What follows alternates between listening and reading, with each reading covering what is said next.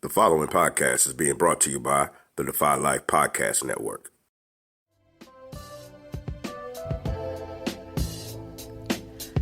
Welcome to Aftergate, powered by the Defy Life Network. Are y'all ready? Aftergate is a podcast series highlighting Colgate alumni of color in their professional endeavors aftergate. Are y'all ready? Aftergate is hosted by Alvin Glimpf, aka Al, and Herman Dubois, aka Jerry. Are y'all ready? We are doing Aftergate because Colgate University has produced innovators who have changed the world every day, yet many alumni of color and the mainstream Colgate community are unaware of the amazing accomplishments of alums of color. Are y'all ready?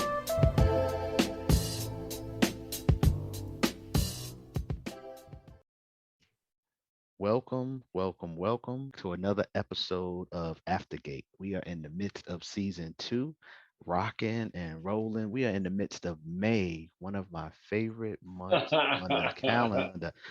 Not just because it's my birthday month, Of but course not. I also appreciate that there's like a spring feeling. I also appreciate the graduations that are occurring.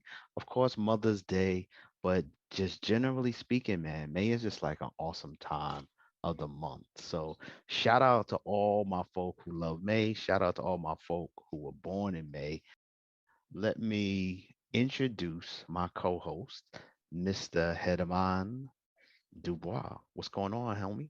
Well, it's good. What is good. It's great to be alive and free. As I say these days, you can't even take that for granted, Of but course, of course. always trying to respect the blessings we do receive, despite sometimes being caught up in this thing called life that we get, stressed and anxiety. And so I find myself really trying to check myself when I get worked up. It's like, but brother, but chill. You're in Miami. It's beautiful. You could be at the beach, walk to the beach if you need to, cool out, decompress, come back.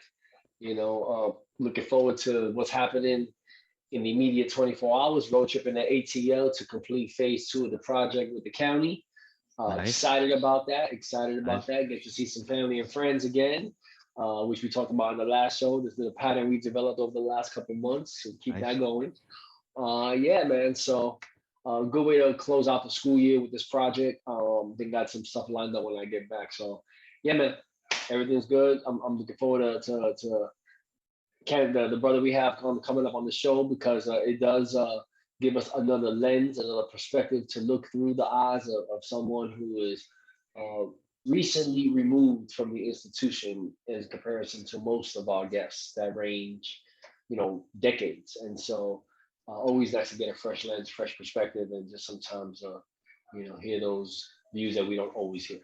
Well, true indeed.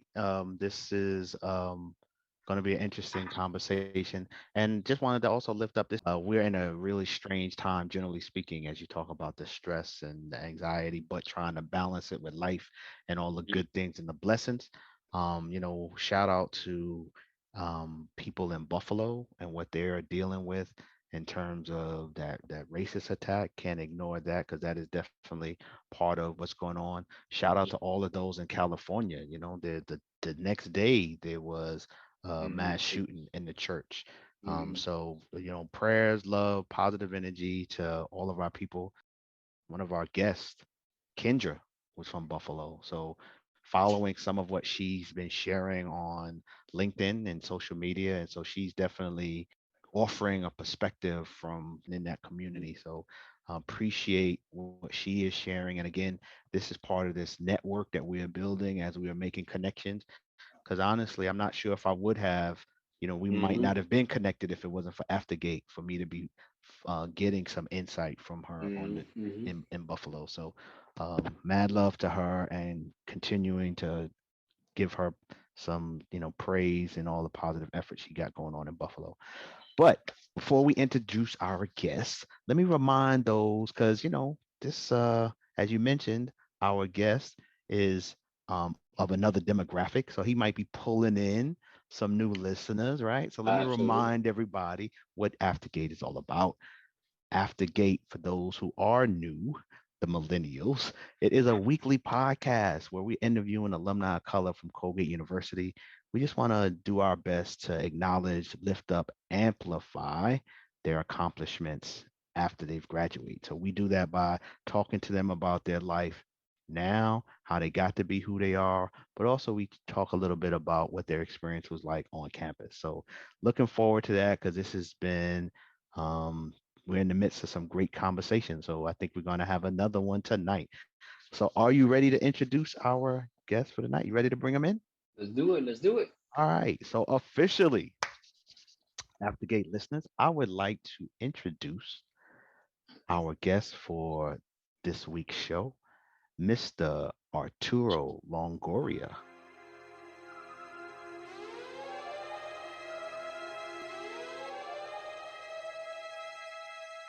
Yeah. Let's go.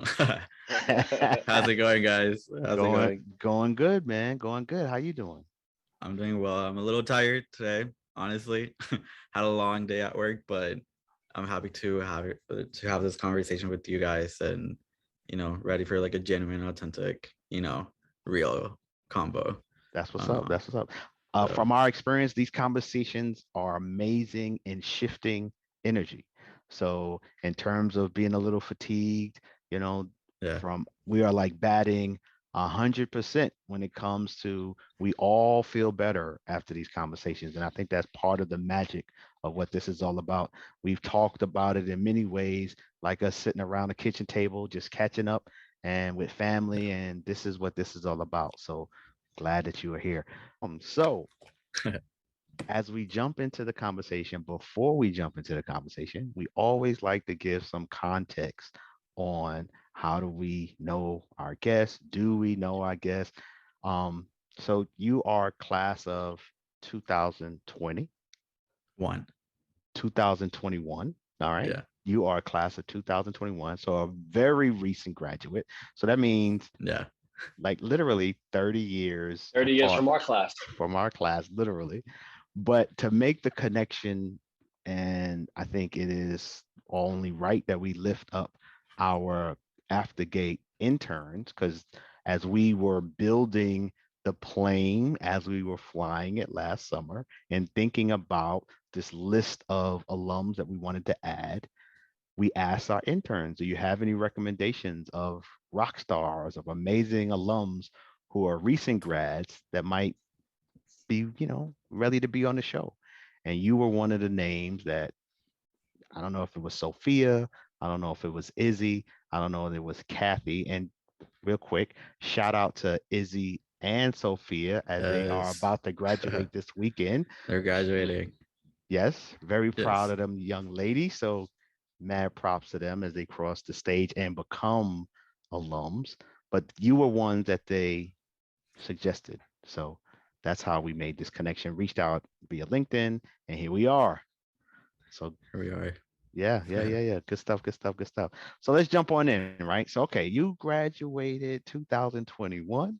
That means you graduated high school 2017, right? Correct. Yeah.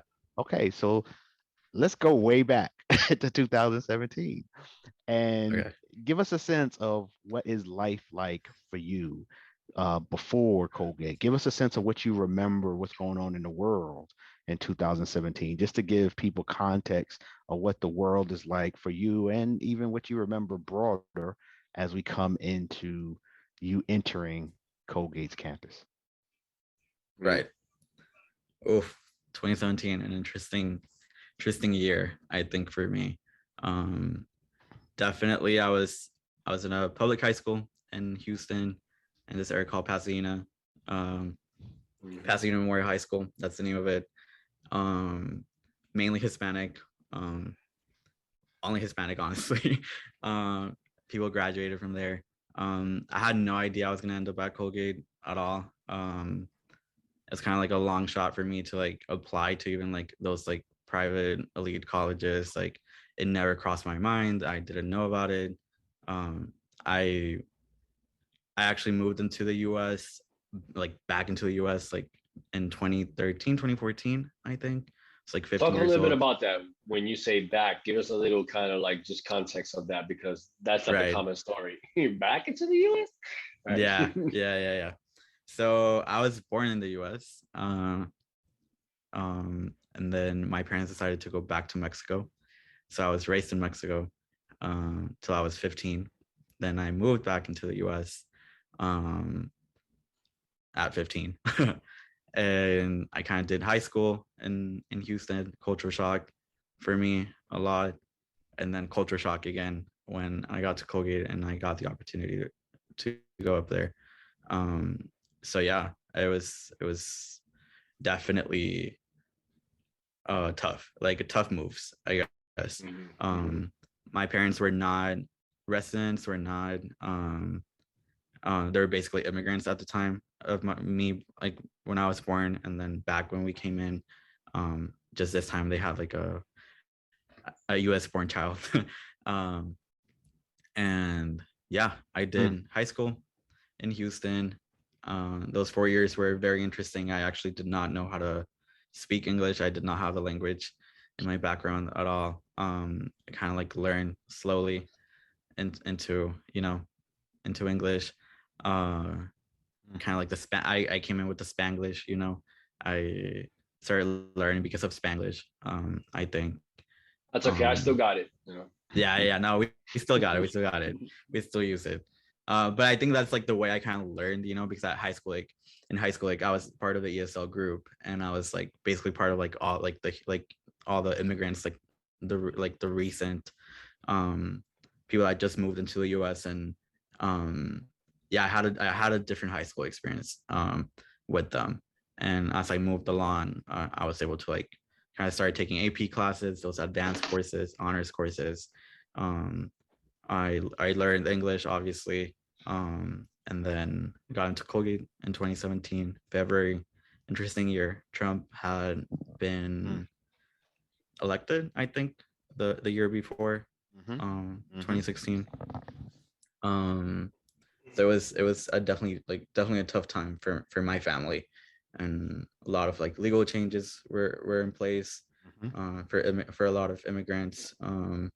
So my family was going through that. Also, Harvey was going on during my orientation. Hurricane Harvey, which hit Houston and actually affected my family pretty big at the time. So it was 2017 was a year of transitions, of changes, of me realizing I had the I guess the power to like get into an institution like Colgate, and had the chance and opportunity and the access to get there. But then also like during times of like Trump, like, and hate speech towards Mexicans. And it was interesting. It was interesting. Yeah, I mean, if I remember, that's kind of at its height in terms of that hate speech towards Mexican, because he ran on that. So then as he comes in as the president, he really tries to live up to it in that 2017. So it is at its highest. So, okay, so you get into Colgate. Give us a sense of then what's that transition like once you get on campus? Can I just intervene before you answer that, because I'm curious even more so now with the context that Alvin just talked about in terms of Trump's platform and all what was happening politically. How did you even hear about Colgate? Like, how did you how did it end up on your radar? Never mind, as you end up attending, but how did you even hear about it? Because Colgate, you don't hear about it even if you're in the Northeast for a lot of schools and communities. Yeah. So for me, I remember my senior year. I'm gonna go back again into that 2016, 2017 year. I started writing a lot. I started doing like a lot of creative writing, Spanglish creative writing specifically. And I got a few like awards because of that. And then because of those pieces, I kind of started doing like oratory and debate, and the little debate team at my school. And my debate coach was like, hey, like, I know an alum that from Colgate. He's trying to meet people, potential high school students that like might be interested in it. I can send your resume to this person. And basically he kind of like picked up my resume and like met with me. He was like, you'd be great at Colgate, kind of like recommended the school to me, applied to the school, and then I got in. So do you remember do you remember the alum? Yeah, Michael Poulos, 50. I think it was class of 51 or 52. So it was like, Wow. yeah, it was also, yeah. He was one of those like big donors at the school, and like a big alum that like, like gave a lot back to Colgate. And yeah, like I remember like he picked my resume, he called me, he was like, I want to meet you in person. I ended up going to this like fancy country club in Houston, like old money. Like I'm just like, what the heck is going on? Like I didn't know much about that country club at all until like I got there and they were explaining the history to me. But yeah, like he met with me. He was actually very down to earth, very, very cool dude. And he was like, yeah, go for it. You should apply. And I applied, and next thing you know, I got in. That's classic Colgate whining and dining, alumni style. Alumni style. This network is sick. This network is crazy. That's a great story. Yeah. So, and now to Alvin's question about, sort of that transition, and what were some of the highs and lows of that? So of course I got the letter, OUS. The letter. The letter. OUS summer. They were like, you need to be here during the summer. You need to take these classes. I honestly, I didn't know anything. Like I was just like, I have no idea what this is gonna look like. I remember the OUS department, like Frank Kwan, and at the time it was Professor Spring. They kind of like set up like my flights to like get up there. Had like 2 like big suitcases with me. That's all I brought with me from Houston. And yeah, they welcomed me at Syracuse. They took me to Gatehouse. They were like, here are your books. Tomorrow you start classes. Well, this random, meet this random people, this 33 individuals from everywhere in the US, all almost like similar stories, similar backgrounds.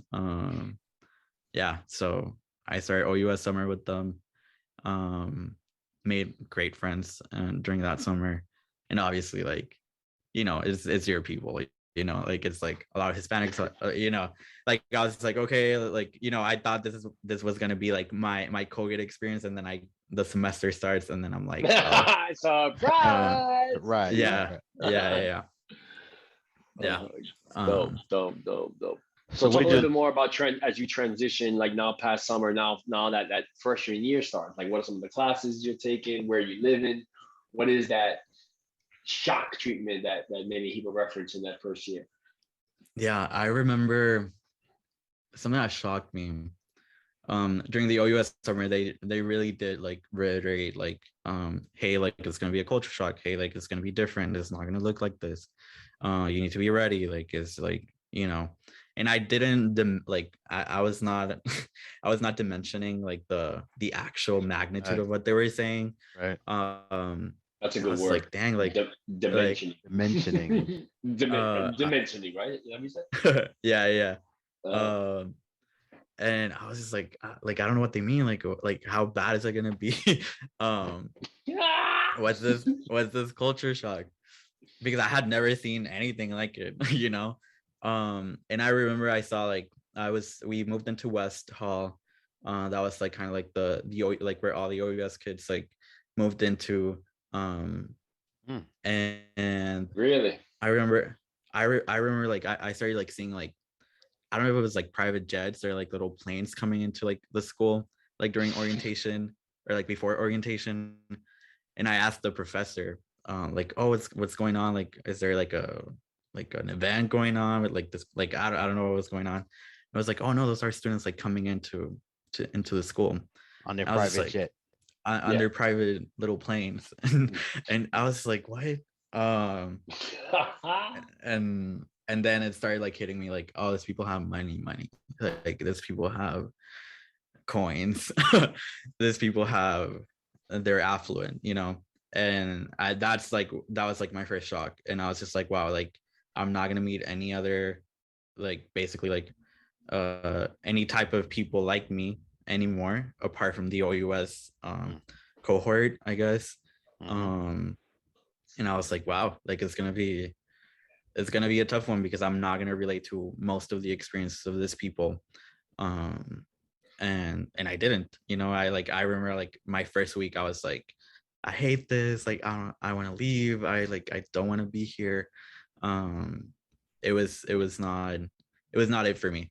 And then I kind of like had to have conversations with directors, with friends, with like other OUS like upperclassmen, to kind of like work through this like culture shock.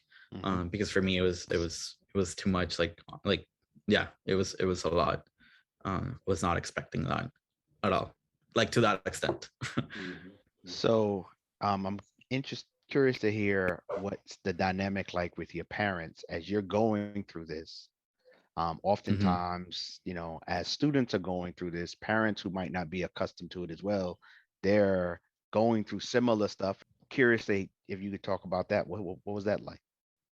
Yeah, I think it was tough because I don't think they understood anything at all. Like, I don't think they yeah, I don't think they did ever like get it until Yeah. this day.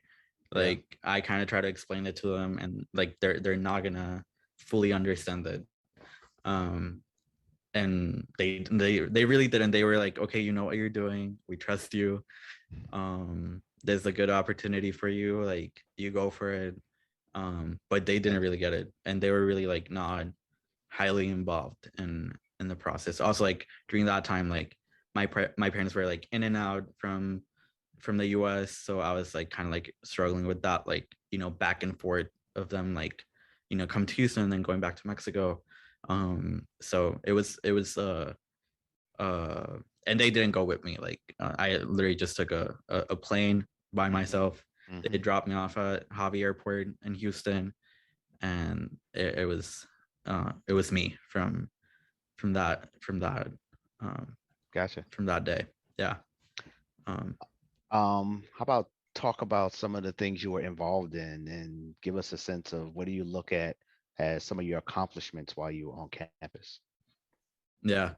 So during OUS summer, they the coordinator, the Alana Cultural Center coordinator at the time, Dana Campbell. I don't know if you've talked to her. She would be great. Dana Campbell.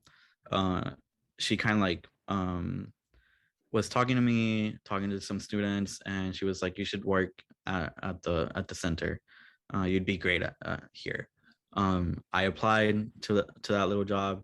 I didn't know what it like how much impact the position had on like campus, but it did have a lot of impact. Like I met some of like my best friends out of that job. So I became an Atlanta ambassador my first year, and yeah, like Alana, then Lasso, then La Casa, then what else? LAD, Latin American Dance Team, and then what else? I was part of the Keck Center, like language interns. Like, I was like teaching Spanish to people, and like just like part of the Spanish department as well.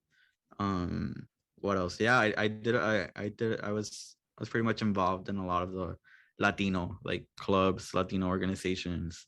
I definitely needed, like, it was out of like necessity of like, okay, I need to be close to like other people that like are gonna have like a similar experience as me, that speak Spanish, that like eat the same thing as me. Like it was necessary, and it was also like a way for me to like grow into leadership, grow into more like responsible like positions of like, okay, like let's do substantial change at Colgate. Let's try to create this like initiative to support like students like us, and yeah, like it was part of the growth. I was also part of the Spanish debate team, which allowed me to travel a lot through Colgate. So yeah, What's the Spanish debate team? I don't think that was the round while we were there. Did we have a Spanish? Negative. Right. Negative. Oh, really? Okay, I don't know. I don't know when it got founded. Probably like 2010, like 20, like yeah. So the Spanish language debate team was basically like a team of people that debated in Spanish. But the cool thing about the group, apart from like meeting every week and like practicing and having debates about like all these different topics, in politics, and current events that were going on, current issues that we were facing, about the community, about other communities. I think the coolest part was that we got to travel to like a lot of Latin American cities for tournaments. And we were actually like the only like Cornell has another team in Spanish language debate, and we're the only teams that actually competed in international tournaments. And through that, Wow. that team, like I like traveled almost like a lot, like almost So all of Latin what America. were some of the highlight cities and some of the least expected cities? So we went to Lima, Peru. Our team, one of the teams, were semifinalists in Lima in the Semude competition, which is like the world tournament for like debate in Spanish, basically. We did Chile in Santiago and Valparaiso. We also did Panama. And how long were these trips? Panama. They were like probably like a week and a half. Nice. So like we had like time to like, we were finessing Colgate's bag, honestly. I'm sure. We're just like, okay, we're gonna sign up for this competition. Even if we lose, like we're gonna go try it out, and then we're gonna get the still experience. Winning. Right. And yeah, like those three countries were like the coolest ones that we did. And then we also did another like in country one, like in the US, that was in Atlanta. It was actually at Morehouse, I think. Mm-hmm. Okay. And it was a super cool event as well. How did Colgate do? So, yeah. How did Colgate do? That was actually my first like tournament, and we actually got to semifinals on that one with like my partner. So like we did great. That's what's up. Good stuff. You're gonna give him the Colgate Morehouse connection, because I wonder if he knows. He's probably one of the few Colgate men that have actually been on Morehouse campus while they were attending Colgate. Right. So the Colgate connection to Morehouse is that one of their presidents, former presidents, was a Colgate alum, African American. I'm gonna have to look up his last name, because I was actually at an event recently where I had to prove this to some Morehouse alums, because their colors are the same as Colgate's, maroon. Yeah. And he's the one who, when he becomes president, changes their colors to reflect his alma mater, so that they have their colors connected to Colgate. And I have a lot of love for Morehouse as an institution. I have a lot of love for Morehouse men as well. But I do like to rub it in their face and sun them a little bit and say, real talk, as great as y'all are, just remember, Colgate, we gave y'all colors, and they don't appreciate it. And so I was actually at a spades tournament recently, and I make this comment, they don't believe me. I gotta go on, on Google, I gotta check the links and all of that. But all Colgate alums who want to, get on a Morehouse alum's nerves, just bring up the fact that Colgate alum, and I'm gonna get the name. Gotta get that president name. President name. We'll actually get that name as we take a break and give some love to our sponsor. And as we come back to finish this conversation, the second half with our guest for this week, Arturo Longoria. So this episode is sponsored by Hope Murals. Hope Murals is a nonprofit that provides adolescent youth with an interactive experience of creative expression via an urban arts platform that stimulates both mental and physical development. Please visit their website at www.hopemurals.org to learn more and find ways you can support the work they do.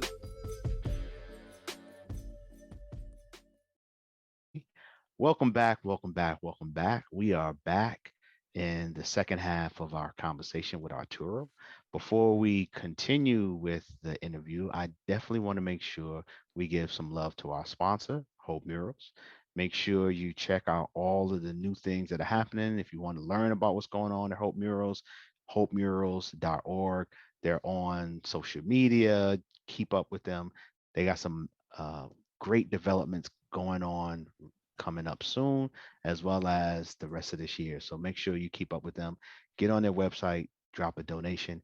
If you're interested in being a sponsor, make sure you hit us up at aftergatepodcast@gmail.com. Would love to add you to the list.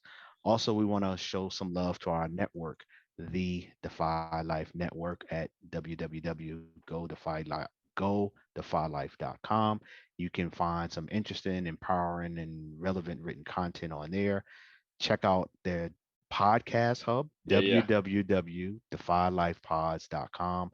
Check out Aftergate along with other dope podcasts on their podcast hub. So make sure you show some love. Check out defylifegear.com if you want to cop one of those Aftergate t-shirts. That's the best place to get it. Show some love. Before we jump into the second half of the conversation, I also like to just connect that dot. The Colgate alum who was a Morehouse president, his name was Samuel Howard Archer. But also in regards to Morehouse's history, one of his just greatest accomplishments is that he switched their official colors to maroon and white to reflect his alma mater, Colgate University. Let's get back to Arturo. So Arturo, young man, we are about to jump into the second half of the conversation.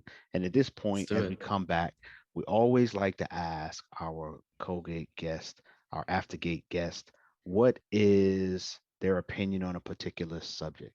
And so you mentioned off camera, off air, that you wrote an honors thesis on femicide in Latin America. So I would love to hear more about that because that is definitely a topic we haven't talked about, but it is a valuable conversation to have and to make people more aware of what's going on. So the floor is yours, young man. Thank you. Yeah, femicide.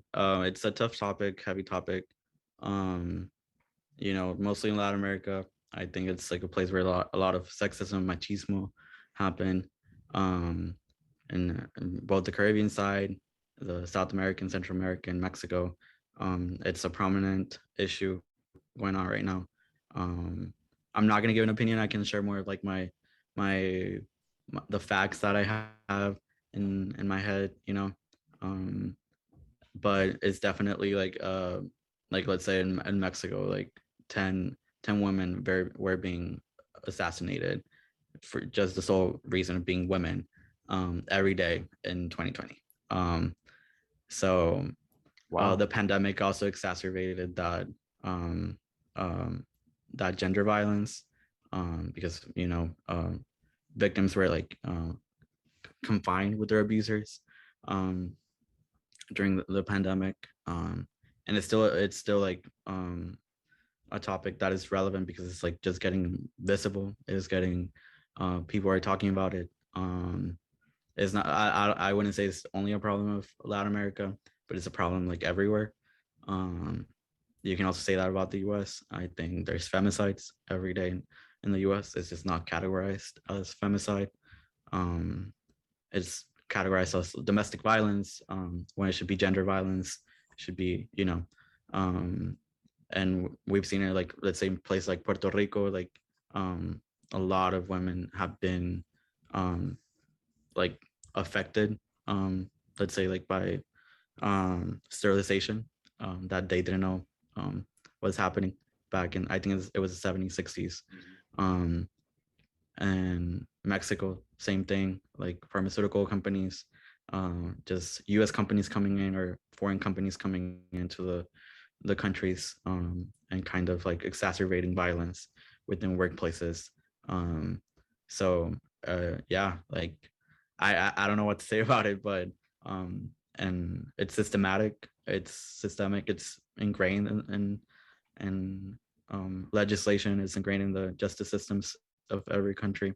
And just now they're like actually passing a lot of laws in places like Argentina, I think, Uruguay, Colombia, Mexico. Like they're like actually like doing very substantial like change to laws because of what's happening. And I think as we keep talking about it, it's going to become more visible, and it's going to become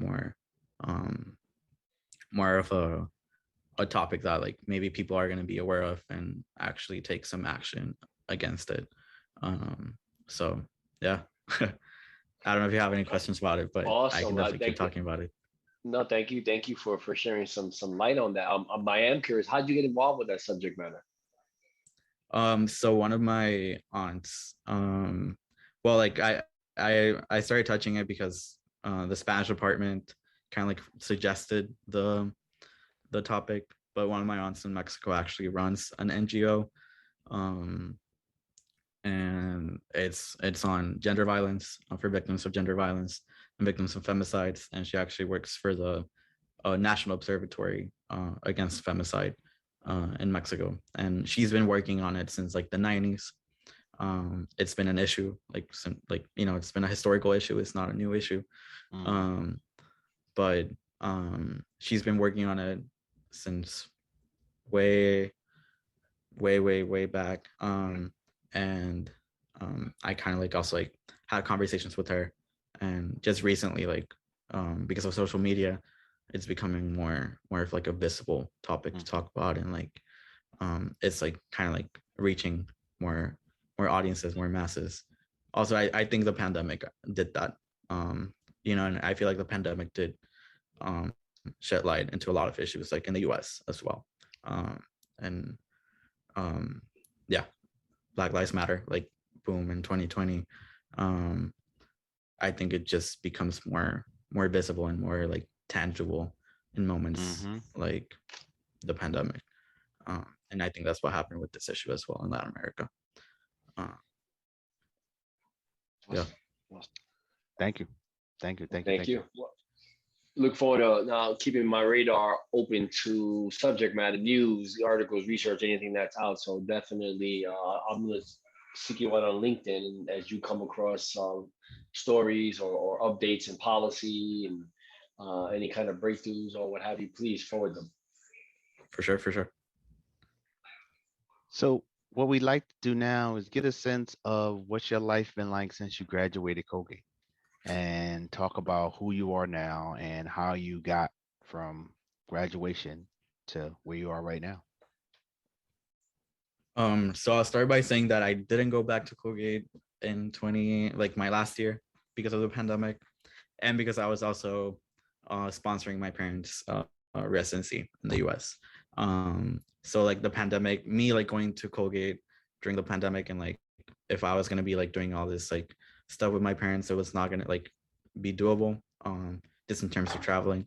So I decided to stay back and take like my online classes, like sim classes, sim university, sim Colgate University. And it gave me more time to actually be focused, be like committed to like the organizations I was working with. I don't know how it's like how it's like leading Lasso from Houston, but I was leading it. And yeah, I feel like I graduated like a year early because of that reason. And also being back in a city, not in a rural setting, like gave me an opportunity to like get an internship and like get like a little bit ahead of like maybe other people at the time. So I had like a few internships. One as like it's an editor for Latin American News Digest. It's a publication in DC. Basically, we translated and like synthesized articles from Latin America, and then I interned with this other company. They kind of like distributed, like it was like a distribution company. They like brought like a lot of Latin American like goods into the US, and I kind of like was working with them in like marketing and like logistics of like bringing all this stuff into the country during the pandemic. And then my last semester I got this scholarship I'm gonna give a shout out to Tom McGarity, and he basically like set up like a fund on his name, under his name, and I got like that scholarship my last semester, and through him I was able to like kind of like talk about like my career goals, and he helped me a lot that like last semester and pushed me to like, okay, like believe in like what you want to do. And for me it was like my wildest dream was like I want to get into like media, Hispanic advertising, marketing. And through him I started like making all these connections in Miami and Houston and Dallas. um I met like I was on the phone with like random people I didn't know, but I was just like, hey, like uh someone like suggested I should reach out to you, like, you know, the typical like networking calls. And a lot of them were like, oh, you would be great at an advertising agency, you would be great at an advertising agency. That's what they kept saying. So I kind of like, you know, followed the advice of people that are in the industry. And I landed this job at TRG, which is an advertising agency in Dallas, as a brand strategist. So right now I'm working as a brand strategist in Dallas. I'm working remotely at the moment, but I'm moving to Dallas next month. And even though we are general marketing, I do kind of like lead a lot of the initiatives for multicultural advertising, multicultural marketing, and kind of like generate insights and strategy for the creative work to be like well-rounded and like more inclusive, and actually like not misrepresent or underrepresent like minorities in the US. And I mean I'm like just one voice there, but like I feel like a voice there like does matter. And like I always try to like, you know, put that like in the forefront of like the work that I do for them. I'm like, hey, like we should be mindful of like of these things. You shouldn't be saying this. You should be, you know, you should be investigating this a bit more further, you know, do your research. So yeah, strategy, brand strategist on Dallas advertising. So that's kind of where I landed. Congratulations. That's a Thank you. great opportunity that leverage Mhm. not only the networking skill sets but your own skill sets, and in particularly having an idea of what you wanted to be doing and then being able to follow through with Right. uh, the resources you had to put yourself in that position. That's awesome. This is a sort of a rare opportunity for us to ask a question that we don't normally get a chance to ask. Is so then, what's your projection? Like, where do you see going with your career from this point? Normally, we're talking to folks who are giving us their 20, 30-year sort of Yeah. resume and how their careers evolved into different lanes because of scenarios, opportunities, circumstances. In your case, that was awesome. Now, what's next? Yeah. Um, I don't know. I think I just want to keep dreaming big, because I feel like that's what I've learned in like my journey, just like from like high school into college, and like college to like now like alum life, or like, you know, working life, adulthood. Um, like I feel like if in high school like I was not dreaming like, oh, like I could get in, or like I like, you know, like the shoulda coulda woulda kind of situation. If I wasn't dreaming big, or like if I didn't have someone that said like, oh, I believe in I believe in you, maybe I wouldn't be here. So I also attribute that like to like those people that like were like, yeah, I believe in you, you can do this, or you can get there if you want to.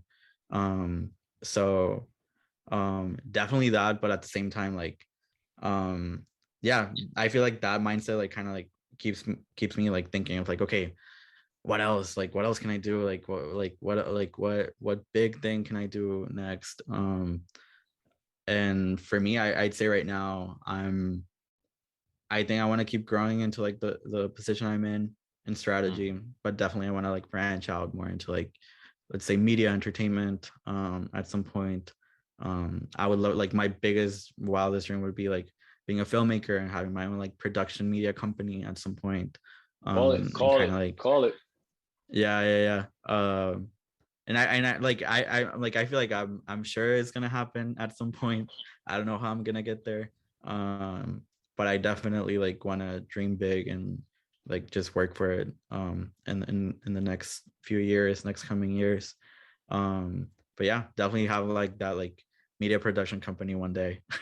Maybe not in 10 years, maybe in 20 years, 30 years, whatever it is. Like I would love to do that. I'm gonna prophesize one of your future productions through your media company, multimedia production company, where you're going to end up getting involved in a documentary on femicide. So you're going to be able Perhaps. to do your production and social activism through what I refer Yeah. to as artivism. Yeah. Use that passion for the creative side of you to also not only talk to the culture and be relevant in our Latino community, but to make a difference in the voices that we don't hear. Amen.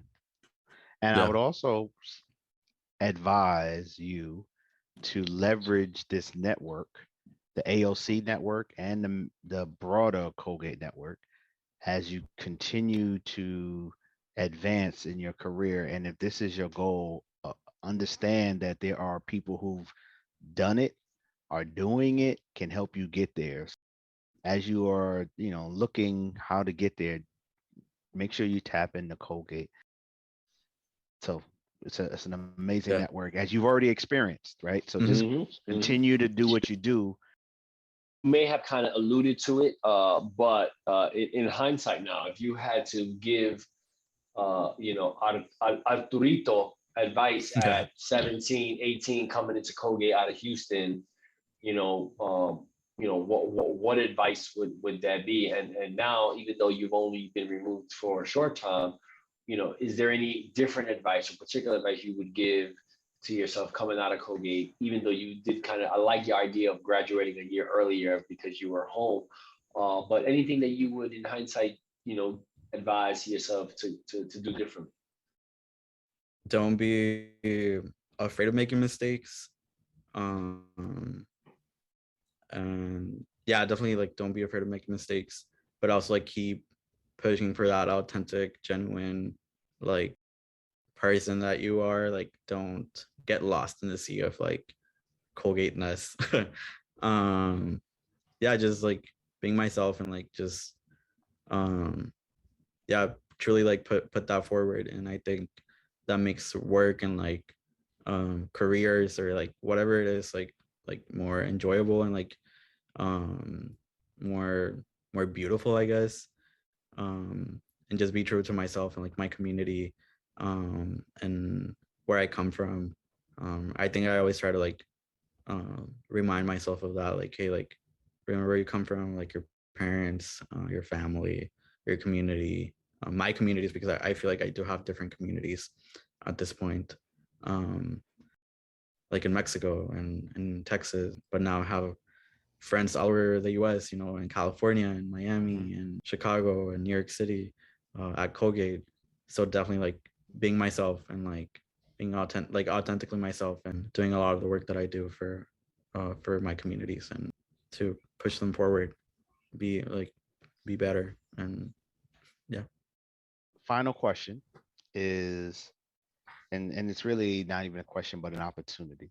We use this last segment for alums to promote any initiative, website, ways for people to connect. But part of why we're doing this is not only to document and share your experience, but also leverage this network, this Aftergate podcast, as a way for people to connect.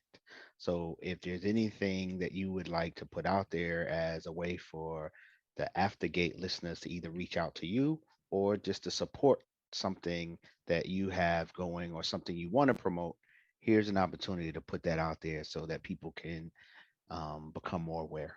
Selfish, shameless plug. What would you like to put out there? My LinkedIn. Connect on my LinkedIn. There you go. Look me up. I'd say keep supporting organizations like OUS. Well, not organizations, but like things like OUS, LASO, BSU. I feel like it's easy to like kind of forget about Colgate once you're over it. I think that's been my experience. where like I talked to a lot of like Latinos that graduated, alumni of color that graduated, and I feel like sometimes they feel that disconnect with the community because we felt alienated during the experience. But I feel like a reminder that there's like still people like there from our communities, kind of like, you know, trying to create change and on campus, trying to get that place to be a better place. And yeah, I think support those types of like, you know, pockets of the community within Colgate. Kind of leads me to another thought. What's your plans in terms of engaging as an alumni with alumni? You know, not just in terms of engaging with students, which is awesome, but you know, as you talked about the experience of alums, particularly recent alums, a lot of them do disconnect and aren't interested in being part of the alumni life. Any thoughts and stance on that yet?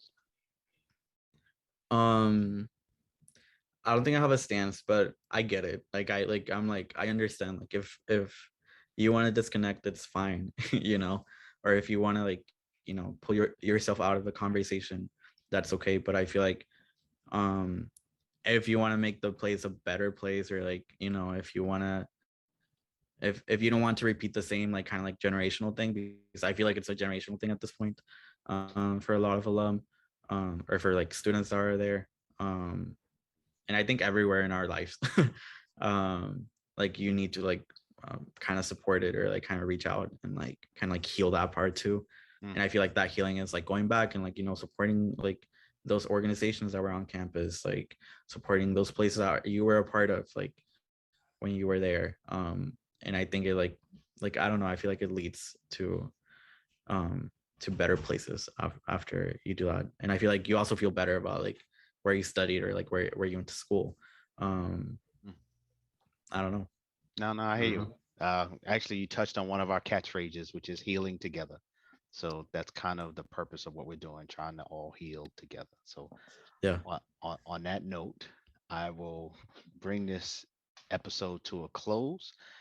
Just want to thank you, sir, being our guest. Much appreciated. This has been another episode of Aftergate Season 2. Thank you to all of our listeners, because without you, we just be out there talking in the woods. So we really do appreciate that we get, you know, all the listeners and more every week. So much love to all those who are supporting and spreading the word. So make sure you share the word with other alumni of color. Let them know what Aftergate is all about. Aftergate, as always, powered by the Defy Life Network. So make sure you check us out. And lastly, just a reminder to show some love if you're going up to Colgate reunion in June. Definitely do a little plug out there for that, because I want to get as many people to come up to the reunion as possible. So, nah. This has been fun, man. Appreciate you. Peace, fam. Yes, sir. Thank you. Shh. You hear that? Listen closer. That, my friend, is the deafening sound of focus. It drowns out all the useless noise that can clutter the moment. Naysayers don't exist.